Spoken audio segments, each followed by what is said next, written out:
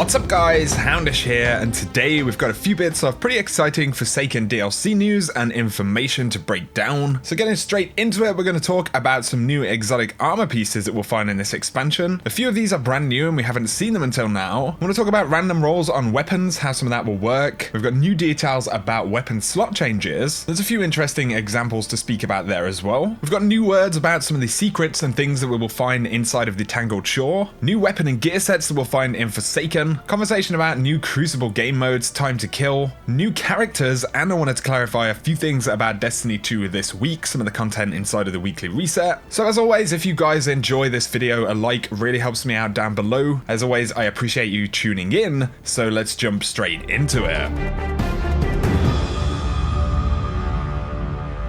Starting out, I wanted to talk about some new exotic armor pieces. One that we've seen very recently would be this new set of gauntlets for the Hunter. We don't know exactly what these things are going to do, but inside of this clip from the bow vidoc, we can see that there are these pretty interesting looking gauntlets the Hunter has right there. But as the Hunter actually draws a bow, we can see that they illuminate and light up, and then that energy is kind of discharged as soon as the bow fires from the weapon. So this is a pretty interesting one. Some folks have speculated it could be tied to the bow itself, so it could be an exotic that somehow interacts with bows in the game. Equally, it could be an exotic that gives an accuracy bonus or increases range or something like that when you ready a shot from a weapon. Whatever it's doing, it's definitely interacting with a shot being fired from the weapon, but there are certainly some pretty cool looking exotic gauntlets. Another one which Bungie kind of snuck in there is this new helmet for the Titan. So this is actually some B-roll from the Forsaken reveal. This was a clip that isn't used in the full version of the reveal, but it did appear on some of Bungie's social media. We can see the helmet is pretty unique. We also have some concept art for it. It's kind of a mix between these very ornate and then almost robotic elements, and it ends up looking like a sort of weird skull of some sort. But with that unique design, this is certainly going to be an exotic armor piece. I'd also like to point out the structure that you can see in the background right there. This is actually a hive ship which has crashed in the Tangled shore. Very reminiscent of some of the ships that we saw alongside the Dreadnaught in the Taken King cinematics. I'll talk about that more in a couple of moments. We have seen a couple of other examples as well. We saw these Titan gauntlets which are pretty distinct, and also some Warlock exotic boots. And these were actually being worked on by one of the developers. We don't know what the perks for these will be yet, but there are certainly some interesting looking exotics in the Forsaken expansion. Something else to point out from the gameplay where we can see the exotic gauntlets on the Hunter, they are using a viced bow right here. There was a little bit of speculation as to whether this could potentially be an exotic, but it's looking like it's going to be a legendary one. So we do have the bonus Archer's Tempo. I'm not sure what that is. Maybe that's a sort of precision bonus or an accuracy bonus or something. It always activates when a shot is fired from the weapon. But on this version, we see Rampage activated. This bow, however, was also used in some of the E3 demo gameplay. This is actually DMG playing at the Bungie Capture event. We can see that this one comes without Rampage. So that's a little example of some random rolls on bows right there, which is cool. Obviously also a confirmation that it is a legendary weapon, presumably. But we get a few insights here about weapon slot changes. And this is from a Twinfinite interview with Bungie. Scott Taylor said, the power slot is going to house the rockets, swords, linear fusion rifles, and grenade launchers. All the other weapons can be assigned to either primary or secondary, which means a shotgun could drop and it could show up in your first slot, second slot, or your third slot, but they will be assigned to a slot. So you'll have to figure this out based on what's available to you. And Twinfinite asked, you can't run two Better Devils, for example. And Taylor said, if a Better Devil's dropped that was set in that slot, then you'd be able to do it. You can't just place anything anywhere. So that's confirmation, of course, that certain weapons will be able to drop in either the kinetic or the energy slot. We can see in these screenshots right here, we have the same bow present in both energy and kinetic slots, has the exact same icon and all of those kind of things. Somebody asked Josh Hamrick on Twitter, will I be able to use my Ikelos shotgun in the energy slot, or will year one weapons stay on their current system slots? Josh Hamrick said everything is moving around regardless of the year, more details real soon. So we've heard about how we have fixed rolls on the year one gear, and that isn't going to change. You can of course infuse stuff up to the new max level if you buy the Forsaken DLC. However, when it comes to the weapon slot system, it looks like we will have a few more options there, so year one stuff will feature in some way or another into this new weapon slotting system. So that's definitely positive to hear. It adds more relevancy to gear that we can currently acquire. Twinfinite said, I don't want to forget about the Crucible. Can you talk to us about how Crucible will be changing when Forsaken launches? And Scott Taylor said, even before the DLC launches, we've already said that there will be permanent changes like Rumble, and this is coming back full time, also 6v6 quick play, and those are just some things that we've announced. There are lots of other exciting things coming to the Crucible that you'll hear about out soon. Twinfinite went on to say, what about the competitive mode? Will that change at all? And Taylor said, that falls under the banner of things we're going to talk about later. We have, however, heard that there will be new Crucible modes. This was confirmed in various interviews. On top of this, there will be a discussion about power level being relevant in the Iron Banner and Trials of the Nine. John Wisniewski also said, just in case you missed it, fine-tuning ammo and time to kill in PvP is the last big item that we're still working on for Forsaken. He adds that we'll likely be tuning it until the last minute, so time to kill overall in the Crucible, as well as some of the ammo stuff, is going to be seeing some changes. Kevin Yanis also added that we're actively tuning lost streaks, and this change will come out before the end of Season 3. So they're working on how that mechanic works, you know, if you join a game, maybe it's a late join and the team is losing and you're going to take a loss, and the interaction match to match, you know, if you are making wins and losses, they are going to be tuning a bunch of that stuff, and they've said numerous times that they will be looking to fix some of the issues that you run into due to these systems. So that's definitely positive for the Crucible. But onto some stuff about Gambit and the loot. Somebody asked, will there be specific activity loot for Gambit? And Robbie Stevens from Bungie said, yes, there will be Gambit specific armor, weapons, and more. So just as a brief example right here, we have the trackless waist shotgun, and we can see that this has got that kind of red skin on it, and there are a bunch of other legendary weapons in there: scout rifle, an SMG, a sniper, shotgun, auto rifle. All of these weapons with the red skin, we know that those will be coming from the Gambit game mode. They've also previously said that these will all feature random rolls, so that's going to be part of the kind of hook with the game mode, to constantly play it over and over again, try and get weapons dropped with different bonuses. So it'll be really fun that that's kind of returning to Destiny 2. Robbie Stevens also said the Drifter is the architect of Gambit, and his ship is the starting line. Use your time in the ship's hold to form a game plan, adjust your loadout, or show off that new emote, but be sure to pay attention to the Drifter's coin flip so your enemy shield matching game is on point. So the Drifter is of course the character that runs the Gambit mode. I've spoken about his ship before, but it's an interesting thing to point out. Of course, when he flips the coin, he does actually call the enemies that you're going to run into inside of those rounds. So you can get kind of prepared for what you're likely to see and things like that, which is cool. But on the subject of story, exploration, and some of the things inside of the world, Scott Taylor gave some interesting insights about the Tangled Shore. Of course, we know that it's a set of kind of lashed together asteroids, but Scott Taylor says there is an awoken tower in the center of the space which everyone is trying to get to, and there are also a bunch of character ships that different races and groups have attached to these asteroids that will go through, and this includes a hive ship which we'll be able to board. So it's interesting that we'll see different kind of enemy factions around. We also saw a clip where we're speaking to a fallen captain in what appears to be a fallen ship of some sort, so it looks like this could be an area inside of the Tangled Shore as well. It's going to be really cool to kind of be able to interact with different races, see what they're all up to. The Tangled Shore does have that potential to be a very interesting space. The ability to meet friendly NPCs or learn more about different groups is going to be really cool, and from what we're hearing there, it sounds like that will be a feature of this kind of space. But considering we just spoke about some of the Gambit gear sets, I wanted to point out a couple of things. Of course, we have seen some weapons which are pretty interesting that appear to be linked to the Dreaming City. So we've got the Twilight Oath sniper rifle, and if we look at the flavor text, engraved in illuminated letters on the weapon's chassis, the Awoken made me. We've seen little bits of gameplay of some of these. There's also the Vouchsafe scout rifle that you can see right here. It's a 200 round per minute scout rifle, actually a pretty nice weapon to use. And this one has some cool flavor text as well, which also links to something I spoke about a couple of days back. We knew it would not be easy, and this comes from Paladin Hallam Fen. Interestingly enough, I spoke about this concept art a little bit and the potential that what we could be looking at is one of the Awoken Paladins. And the Awoken Paladins were basically leaders of the military for the Awoken, and that includes the Royal Awoken Guard. I think the fact that we're seeing a unique weapon, as well as this kind of unique attire, does potentially hint to us seeing one of these paladins inside of the story element of the game, potentially as an NPC, potentially as the NPC for the Dreaming City. Of course, there's more speculation this could be the Queen, and a character like the Queen returning is entirely possible, but with us also seeing flavor text from some of these characters, it does further suggest the possibility that we could be seeing a very high up member of the Royal Awoken Guard here that would give us more backstory to the Awoken and potentially tip us in the direction of what we may see in the future, a return of the Queen, if indeed she doesn't return inside of this expansion anyway. But I thought it was an interesting thing to point out. Either way, that's going to round up the bulk of the stuff I wanted to talk about with the Forsaken expansion. Next though, I wanted to speak about a few things from inside of this week's reset in Destiny 2. So Mars is the flashpoint for the week, and multiple reports have suggested that you can actually get Ikelos weapons from completing the Mars flashpoint milestone, hang on, if you have earned them in the past. So if you remember back to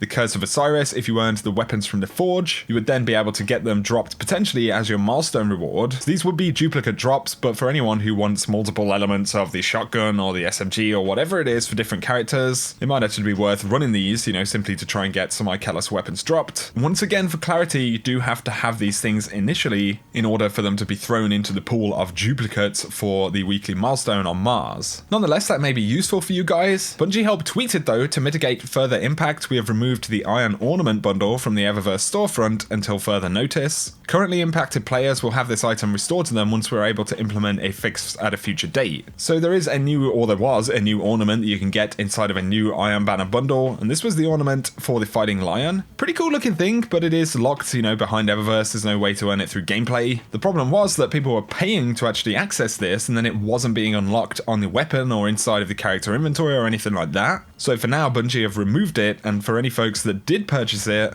they will be fixing that and it will appear on your account. Let me know your thoughts about that though. Also, Bungie tweeted out this week's Nightfall has been changed to Tree of Probabilities. Players currently in the game may need to log out and back in for this change to take effect. So the Nightfall was actually Garden World on reset. Bungie had said Tree of Probabilities would be the Nightfall, so I guess they just had to switch that kind of server side or something. Either way, if you want to farm for the DFA hand cannon, it is now confirmed to be dropping. That bug is fixed, and Tree of Probabilities is the Nightfall this week, so it's definitely worth jumping in if you want that hand cannon. Either way, guys, that is going to summarize this video. I super appreciate you watching as always, and I hope some of these insights have been interesting. If they have, a like down below is super appreciated. Like I said, it really helps me out on YouTube these days, the way the algorithm works and all that kind of stuff. Also, let me know your thoughts on any of the content in this video, but if you're new to the channel, be sure to hit subscribe to see a lot more Destiny 2 content. Also, check out my sponsor Now Drinks. They do some really nice products in their store. Now Drinks are designed for gamers and help with memory and focus. Kind of the healthier option though. These drinks are packed with vitamins, or vitamins if you're in the US. Some folks got triggered at me last time I said that. But you've also got L-theanine, lemon balm, and a bunch of other healthier options instead of sugar, caffeine, and all that kind of stuff. So if that sounds interesting to you guys, they're super tasty as well. You can save 10% in their store using my link down below, so you can check that out if you want to. But for now, I appreciate you as always, guys. Whatever you get up to, I hope you have an awesome day.